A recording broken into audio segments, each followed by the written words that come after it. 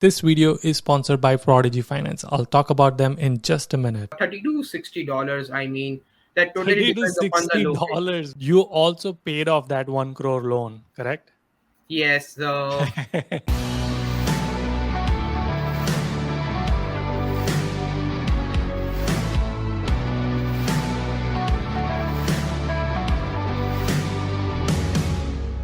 Hey, what's up, everyone? Welcome to another podcast episode. This is a very inspiring episode for me because anytime I hear student paying off their loan within their first year, I always want to shoot their journey because it kind of gives a hope that it is possible even if you take like such big amount loan. Today's guest is Nikunj. He actually went to NU Boston, did his MS in Information Systems, took almost $80,000 loan for himself, and then along with him his sister also went for masters, so she also took another 60,000 or 70,000 loan, so total loan was about 1 crore, and they both paid off within the first year of graduation, within 8 months of graduation. So we talk about how did he manage to do that. There are some tricks and tricks. Obviously we talk about the loan process and the whole how does the loan get dispersed and how do you pay off, penalties, things like that, interest rate. Also, we talk about Red Hat a lot because he is a solution architect in Red Hat. So we go into a little bit of DevOps, cloud engineer. But anyway, I do hope you find this valuable, inspiring, and encouraging, especially Uncle Auntie. If you're watching this, please watch this video fully so you know that there's a hope and you can do it. If he can do it, you can do it too. And now I will let you enjoy the episode. so thank you so much, UDJ, for having me on your show. I have been following you for like past 3-4 years now. So when I was actually when I was actually coming to US, like I have been following so many videos of yours, like from like GRE preparations, visa interview preparations, and that actually helped me a lot. Let's do a quick intro. Like, where are you from? Like, what do you do, and where are you right now? I'm from Mumbai, India, and I did my undergrad from University of Mumbai, and I also finished my master's a year ago in Northeastern University, where my major was information systems, and I'm Mhm. currently working with Red Hat as a solution architect. So let's do a quick profile. Like, everybody loves to know the profile. Like, what did you have any work experience, and then what's your GRE, TOEFL, GPA, etc. I mean, like my GRE score is like literally less than 300, but yeah, I'll just say like it was close to 300. Okay. Yeah, and then like I can start about IELTS, another thing about my profile. Does Yeah, that? yeah, sure. Like, oh, so did you give IELTS instead of TOEFL? Yes, What was your IELTS score? it was 7.5 band, and Okay. GRE it was like 290. Okay. Wow. So even you had 290, you still made it to NEU Boston. That is impressive. So did you have any work experience? Yes, so I was working as a cloud software engineer in India for close to 2.5 years. Okay. Okay. And you got it in MS in MIS, or what is it? MS in Information Systems. Yes. So with respect to NEU, it's always like the coursework is pretty much technical. So over Yeah. here, they say is like information systems rather than management. We don't have Mm. that element of management, but we could still take those kind of courses with our respect, close to the managerial aspects as well. Did you have any other admit, or did you just choose like university, like NEU? I had 5 admits to recollect. I had the admits from Pace University, Rutgers for the masters in. They have this program called MTA. I had the admits from UMBC, UMCP, and CSU Fullerton. So those were my other admits. Cool. So obviously NU is super expensive. What did you take loan or did you pay by yourself? Obviously, like for doing masters for any kind of student who belongs to a middle class family, they always like loan is always like a suitable option for anyone. So yeah, I did took the loan from Prodigy Finance. Hmm. So that was like the only option available to me at that time. Like I did had inquired in multiple Indian banks as well and the many NBFCs, but Prodigy Finance was the best option at that time for me. What was your fees and how much did you take?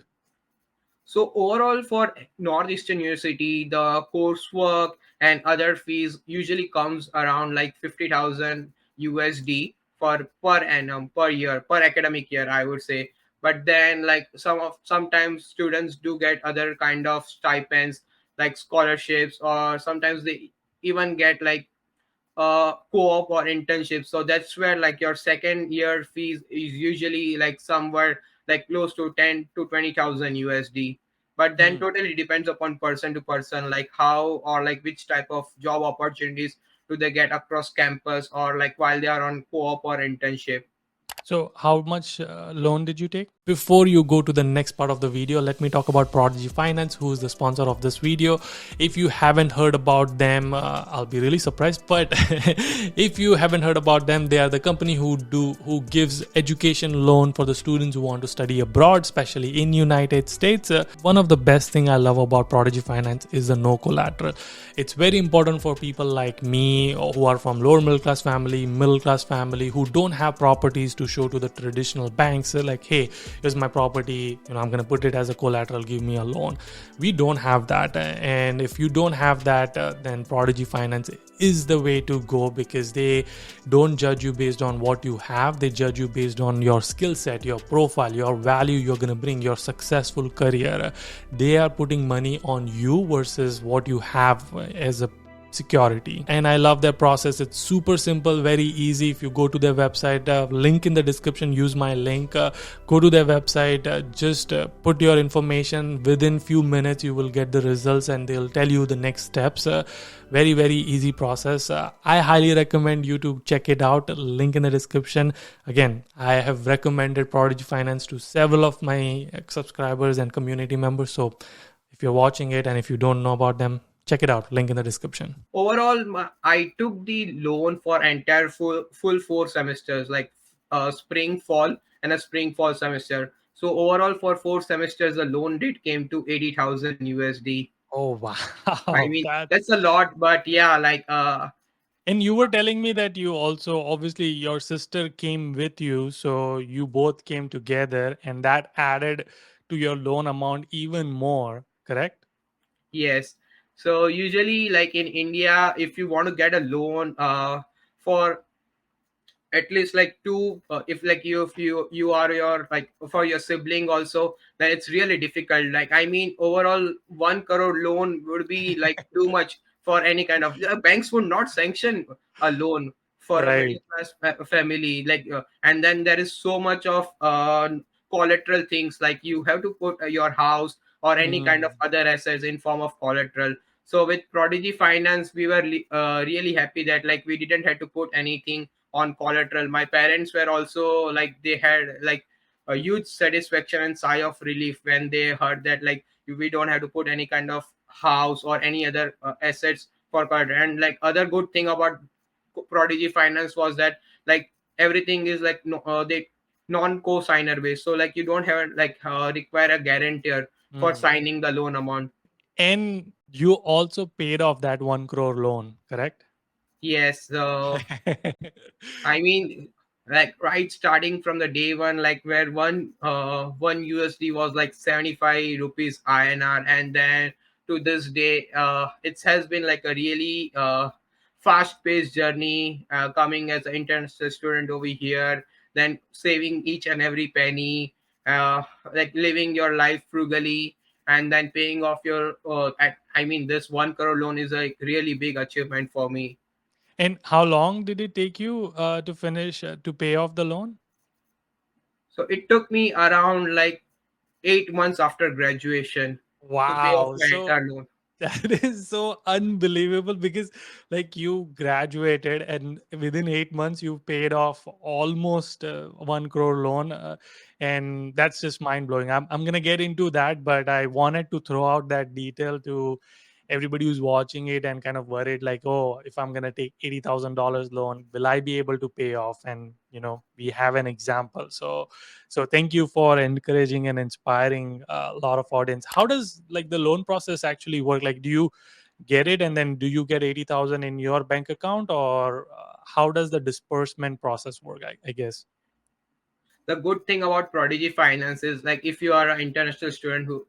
and you are coming to pursue your master's degree in United States, then the entire loan amount of disbursement and sanctioning process will be in USD only. So if you are coming to a university like Northeastern University or any other XYZ university, so the Prodigy Finance will be disbursing the loan amount to your college directly.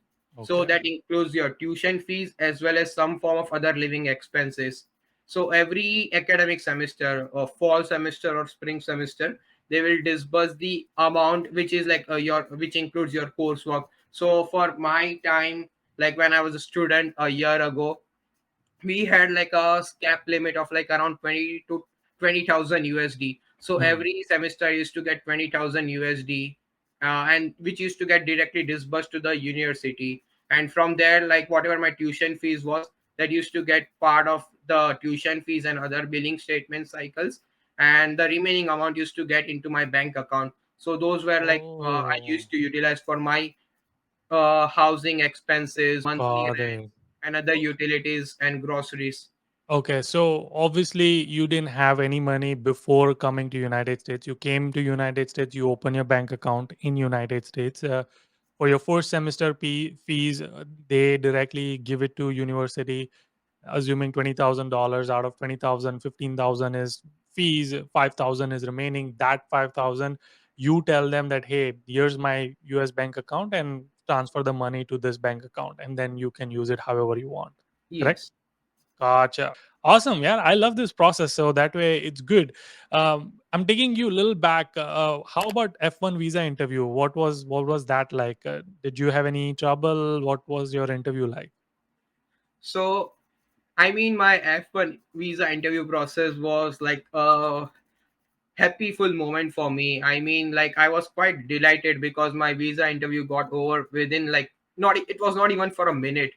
Though visa interviewer just asked me like four questions. What was my GRE score, my IELTS score, and then the last question what he asked me was about the finances. So I did had some sufficient funding from my family and my personal source of income, which was like able to cover the I-20 amount. But then I also took the loan from the Prodigy Finance, so I had the sanction letter, which Hmm. I did show to the visa interviewer. So having look at those both of those financing option, the visa interviewer obviously felt that like he has the sufficient funding for the first year itself, and since he has taken loan also, so for second year also he this particular person for me it won't be a problem. That's what like the interviewer would have assumed, and then like he just gave me and like just told the three golden words: your visa is approved. So I'm curious. So they actually looked at your document. Yeah, sometimes like they do look at the documents. Sometimes like it's pretty easy going for the visa interview process. Most of the time, like for visa rejections, finance is like the one important thing which I have come across in this many years. So I'm a little curious. So did they actually look at your document? Like, did you? So when they asked you, like, hey, who's funding your education? You said obviously you have your own funds, but then you also have education loan. And then they said, like, can I see the document? Like, do you have to show the documents? Yeah, so I did show Oh them wow. all those. Like I had the the for the visa I had the sanction letter from Prodigy Finance, and also had made one of the CA statement. So that was the other thing like which I had handy during the time of Mm. visa interview. Mm. Wow. So I've done obviously like almost about 100 plus podcast episode. You're the first one who actually told me that you had to show a document to visa officer. So it's interesting. So obviously you came to United States. You studied your NU Boston. You did your masters. How was your on-campus experience? Like, well, like what did you have any on-campus job? Yeah, I did like around like 10 plus on campus jobs in 10 plus. yeah. But So aren't you supposed to do only 20 hours job? So did you have like multiple hours or what? Like what was the situation? yeah, so I would say for the first 6 months, I didn't had any proper on-campus jobs. Like the very first on-campus job I got, it was only for 2 days. It was like a temporary event which we had in our university. From there, like I got my first Mm. on-campus job, and then I got the other on-campus job where I was working with the athletics department. Mm. So I used to get sufficient number of hours, but those were like not proper 20 hours. And after Right. that, like in some of the other remaining semesters, I got to become the TA. So I got the TA positions for like 3 consecutive semesters. Oh, nice. Yeah, How and I, did you like how did you get that position? Did you like reach out to professor or was there an interview? Like how did you get the TA position? so for two of my courses, like I was the topper for that particular course. Nice. So and yeah, I used to had a good rapport with all my professors. So even after classes, we usually talk about other coursework or some of the other things. Like I'm a huge sports fan, and like professors or any other people in America, like they are like into sports as well. So we used to like do some kind of casual talking as well, and then that's how like you came in the notice of professors as well. So yeah, along Mm. with good grades and then other things also, networking stuff, I did got the opportunity to become TA. Got it. Okay. Nice. So you were very proactive and you knew this could happen. So obviously you maintained your network and relationship with your professor, and then you would reach out to them saying like, "Hey, are you gonna be conducting? I'm very interested in becoming a TA." So that's how you kind of got it. So that's so cool. I mean, everybody should hear listen to this thing because it's all very important to have that TA RA experience. Was there any benefit of having TARA? Like, did you get your tuition fees waived off or anything like that, or no? So unlike in public universities, private universities don't have that kind of option. Like if you become a graduate assistant or a TA, your fees for that semester will be waived off. But yeah, we used to get regular stipend or the hourly Okay, wages while working as a TA or RA. got it. Okay, so obviously NU is known for co-op, and most people join NU because of co-op. And you had obviously red hat. So how did that happen? So my story with Red Hat is like a really amazing journey. So back Yeah. when I was working in a company for India, Red Hat was one of our partners. So I used Mm, to work specifically on one particular technology, that's Red Hat OpenShift. So mm, at that time, like I did get some of the experience about Red Hat as a product or a company. And then while I was a student at Northeastern University, I did become ambassador for Red Hat. So that really gave me an edge for like Red Hat, and I used to promote some of the Red Hat courses in the university. okay. And then how did you become ambassador, and how did that help you to get a co-op? Yeah, so I mean, we that ambassador forms are rolled out once in a year, so most of the time like it's usually during the start of fall semester. So Mm, in summer, like while I was working on other things, I did apply for that particular form, and like having my background and some of the things aligned with the Reddit, they thought like I'll be a suitable candidate, and that's mm. how like I did got the role of the ambassador. While I was applying for co-op positions at Reddit, it actually helped me because when they look at your resume, you have some of the things which you have already worked earlier. How did you find Reddit? Like, did you apply it online or did they come on campus? Like, how did you kind of got in connected with them? The position which I had applied was in my NUWorks portal. So at Northeastern Mm, University, we have a dedicated portal for applying particular co-op or internship opportunities. So I did applied over there, and then there were several other positions which I had applied through referrals and by networking, and so I did actually got interviewed for like 4 different positions from Red Hat, and oh, then wow. For Reddit, four different positions. That's yeah, interesting. and Okay. the further interesting thing is like I did got offers from 2 different positions. Oh, that is so. Did the people knew that you were interviewing for two different positions? Yeah, so like Okay. we had like so many different positions during the start of the year 2020. During it was before COVID where I did my internship. And so the position you got co-op for, what was that role? Yeah, it was for the cloud site reliability engineering role. It was like a 8 months co-op where I was working on several different technologies, like with respect to site reliability engineering. Like if Mm, anyone is into cloud or DevOps space, then you can explore a lot of stuff about like Reddit, OpenStack, OpenShift, Prometheus, Grafana. That's a lot of IT things, and these are the new things which you'll be seeing a lot in the upcoming Nice. days. Nice. Okay. Cool. Obviously I want to keep this focus on our like loan and your journey, but I want to do a detailed video about DevOps. I'm excited to kind of get into DevOps. Please comment and let us know if you have specific questions. But DevOps is a very upcoming field.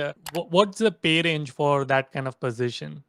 Industry wide, on an average, one can expect around like 30 to 40 or 30 to $60. I mean, that totally 30 to depends upon the location. $60. Wow. Yeah,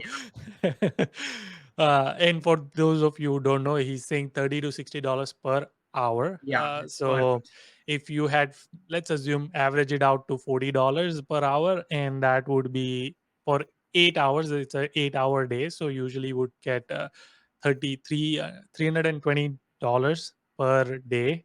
And then for 1 week, because it's so 320 into 5, so roughly 1500, then that is 1 week, and then 4 weeks in a month, so that's about $6000, roughly 6000, $7000 a month. Obviously you have to pay taxes, and Boston has a high taxes, but that's a lot of money for co-op. That's awesome. How did you, so obviously your co-op got done. Did you like, did they at the end of the co-op they said like we're gonna offer you full time because you are right now at Reddit, or did you have to do another round of like job search to get a full-time job? I actually applied again when it was like when I was about to graduate for this particular role, and Mm. I gave like three different round of interviews with the hiring manager, with the team, and with the other architects as well. So And when you applied online, you basically again you applied through, I'm guessing, through portal, through any yeah, it was to the Reddit careers page I applied, and I know I had many contacts in Reddit as well. So many of Mm. my previous colleagues already knew me, and my manager during my co-op also recommended me to my new current manager. So Mm. yeah, Okay. the phase was seamless for full time. It was like a little tough journey, but yeah, it was memorable moments for me because I did got offers from other companies as well. But yeah, I chose to stick with Red Hat. Nice. What does solution architect really do? Like, can you, if you have to define for the people who have no idea about this DevOps space, like what do they do? So, in a nutshell, I could say software engineers are the ones who will design and develop the products for any particular company. Once the product is developed, sales team will definitely have to sell this product. It's like a mobile phone. So once the mobile phone, let's say iPhone, is developed, and obviously the sales team will sell the iPhone, then only the money will come, the revenue will be generated for the company. So similarly, there has to be a transition between the technical people and the management or the sales people. So those transition in between are called solution architects. So guys like us need to have knowledge of both the managerial aspects as well as the technology stacks, and we have to be like super technical at sometimes with Hmm. respect to our job. And we usually get to deal with so many kind of people, right from CTOs to all the engineers with respect to customers. And Okay, so I didn't realize that you were on the pre-sales like department versus like being in the technical actual department. So we have solutions architect as well, but they are more of setting up the architecture of CI/CD pipelines and uh, GCP. We use GCP, so all of that. Versus your is on the other side, like you are on the pre-sales side. So that's awesome. I didn't realize that. yeah, I'm like not much into pre-sales side. I'm like into the architecture side as well. So most of the time, like we have to understand our client's architecture. Based on our client's architecture, like we had to show them our technical demonstrations to our customers. Right. Yeah, And yeah, same yeah. thing like CI/CD or like with respect to Reddit's products. So my role is more specific to Reddit products. So be it like OpenShift, Ansible, which is used for automation. So Red Hat has Mm, its own cloud provider, and we have our enterprise version of Kubernetes. So yeah. that's called OpenShift. Right. Nice. This is awesome. I didn't we definitely will do a follow-up podcast on and on the technical side of it, so that way I don't lose all the people who are like, what are the guys talking about? How did you pay off $80,000? I mean, more than $80,000 within like 8 months of time frame. So did you pay off? Did you start paying off while you were doing co-op, or how did, like, tell us the strategy? How did you pay off? Yeah, so for me, like as I told you earlier, like we used to get around 20,000 USD every semester in the for this, and they used to disburse that much amount. So I never happened to use all those remaining amount for my monthly expenses. Obviously, like I had on-campus jobs to pay off my several like housing, utilities, and other expenditures. But then most of the times I used to save at least like around 1,000 to 1,500 USD in that every disbursement cycle, and I Hmm. used to just pay off so that like my interest won't get calculated every month, and like I my interest amount will be little bit lesser had it like I used to not paid and like I had start repaying all my loan after.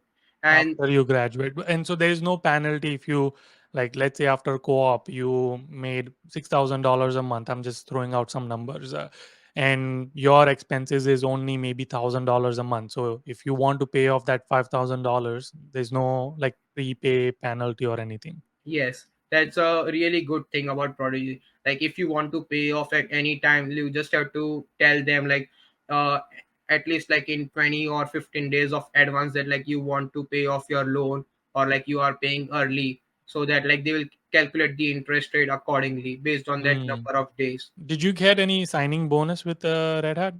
No, I mean like I wish I could, but then yeah, like as soon as I started to earn like in my monthly payment, yeah, I used to I didn't, for my first 6 months I didn't had any kind of tours or any kind of short trips with my friend after graduation. So like I Hmm. my keen strategy was to save every penny and then Hmm. just pay off my loan. That was the thing which I was doing after my Yeah. graduation. So You were like full on focused on just paying off, and obviously you told me this offline that you stayed with your roommates, so that way you can save even that money, and pay off the loan. So now that you have paid off, you can, do whatever you want. Look, you have still 2 more years in your opt if you don't get h1b, which is awesome.